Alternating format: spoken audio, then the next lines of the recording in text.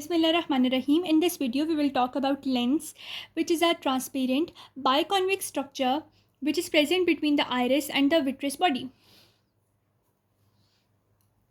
Structurally, the lens consists of three components.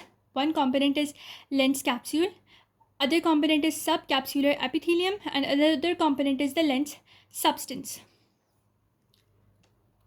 So if we look at the eye like this, in this diagram we can clearly see that here is the lens. It is located between the iris and the vitreous body, and then this lens is attached through the ciliary muscles to the ciliary muscles via the zonular fibers. So lens is attached to the ciliary processes via these zonular fibers. Now if we look at this outer pink portion, this is known as the lens capsule. First of all, we will talk about the lens capsule. So this lens capsule is it is a transparent, homogeneous, elastic membrane. It is a basal lamina actually, and as you know that when I made this diagram or I showed you the diagram, there was this epithelium that was located. So it is actually a basement membrane for that epithelium. It is 10 to 20 micrometers in thickness, mainly because it's a basement membrane, so it is composed of collagen type 4 and glucosaminoglycans, which are also known as the proteoglycans. And as we know, a basement membrane is always composed of proteoglycans and certain collagen fibers. So collagen is type 4 and the proteoglycans are sulfated glycosaminoglycans.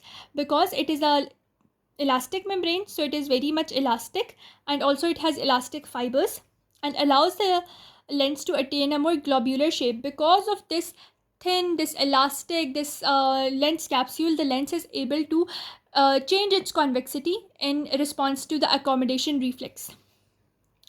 Now we have the subcapsular epithelium of the lens. It is a single layer of the cuboidal cells which is present only on the anterior surface, just under the capsule. The apices, they are directed posteriorly towards the lens fibers.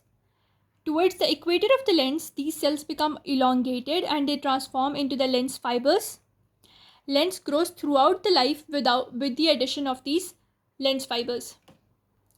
So when we look into this diagram, which is a very nice diagram, we can see that on the anterior pole of the lens, there is the epithelium, which is a cuboidal epithelium, and this cuboidal epithelium has its apice or apices towards the posterior pole of the lens.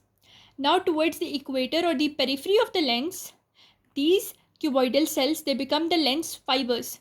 The lens fibers in the center, they are primary lens fibers. In the periphery, they are secondary lens fibers. Now we have the interior of the lens or the lens substance, which is elongated prismatic lens fibers. As I told you that the epithelium was giving off fibers in the periphery, similarly it was giving fibers in the center, and these fibers were lens fibers. They are actually highly differentiated cells which are derived from the posterior wall of the embryonic lens vesicle. The fibers lengthwise from the posterior pole to the anterior pole of the lens. They are concentrically arranged. What is concentrically? Having same center. So these fibers, however they are arranged, they are having the same center. So this mechanism is over there. Now the lens fiber, as I told you, they were added from the posterior portion of this optic vesicle, and these fibers are added within the life by the mitotic division and transformation of the epithelial cells at the equator. As I told you that on the anterior pole there were these cuboidal epithelial cells, and at the equator these cells transformed into the lens fibers. So these lens fibers, due to the mitotic division, they converted into the lens fibers that are arranged concentrically in the center of the lens, and they form the lens substance. Newly formed fibers become highly elongated. They lose their nuclei and the organelles. Cytoplasm becomes filled with a special protein that is called crystallin. So actually these cells, these fibers were actually, first of all, they were cells. They were cuboidal cells. And when they come to the equator, then they lose their nucleus, they lose their organelles, and their cytoplasm is just filled with a protein called crystallin. That is how they become the lens fibers, and that they are incorporated into the substance of the lens. Individual lens fibers can be identified more easily in the outer or the superficial part of the lens, which is known as the cortex of the lens, which is a little bit smoother. In the central region, we have the nucleus of the lens, which is more firm. So this is a lens. It has the nucleus. Nucleus is more firm because it has the most oldest fiber, and this cortex, it is smooth because it has the newly added fibers.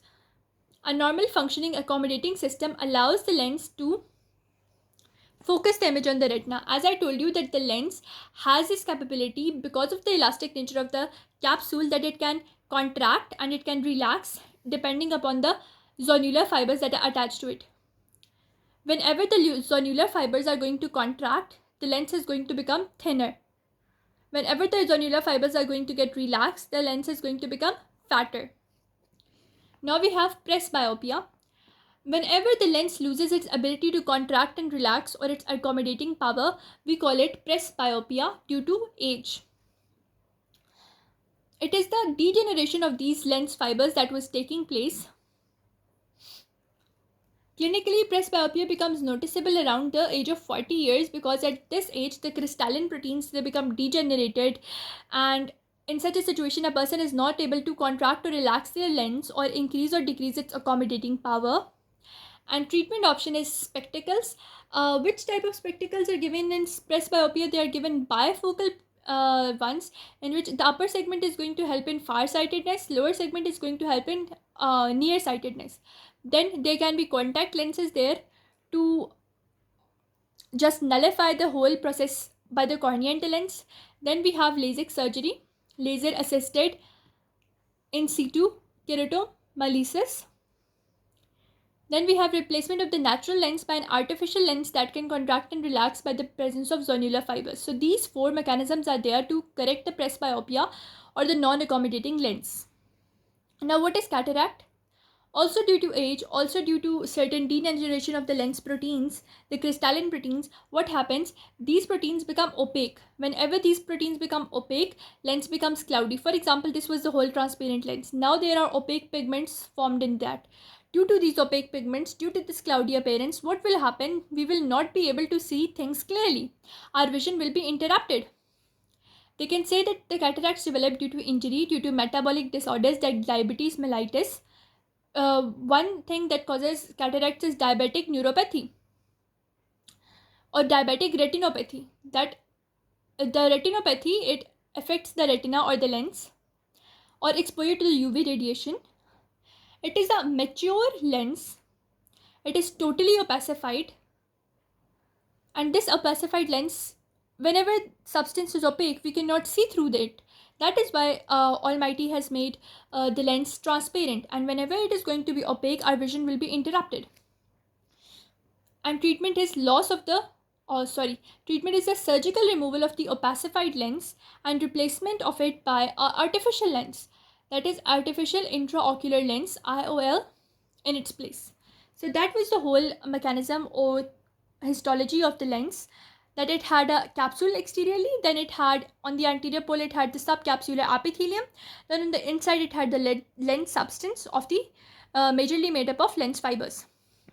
Now we have the vitreous body or the vitreous humor. As we know, just behind the lens, we have a transparent jelly-like substance that fills the cavity of the eyeball just behind the lens. So if we have a diagram